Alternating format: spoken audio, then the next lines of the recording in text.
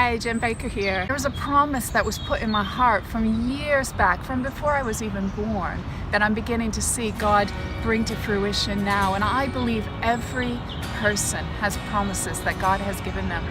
Each one of us have promises that God has put in our heart from the beginning of time that He wants to carry out through a legacy of our lives.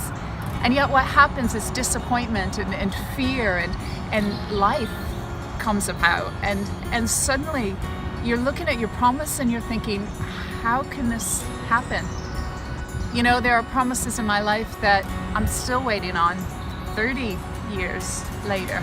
What do you do when there's a promise that you feel God has given you and yet it looks impossible?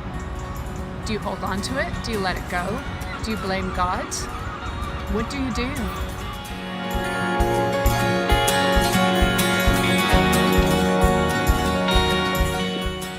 In the book, The Power of the Promise, we look at the promises that God has given us, and we look at the 6 different stages that a promise goes through and what you need to do in each stage to move to that next stage. We look at how to trust God when it looks like He's let you down. We look at disappointment. We look at promises that you know will never look like what you once thought they would look like.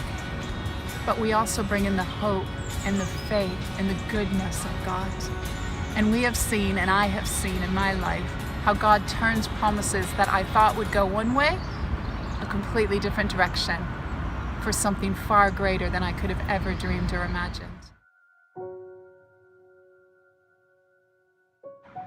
I believe this book can help us deal with the disappointments in life.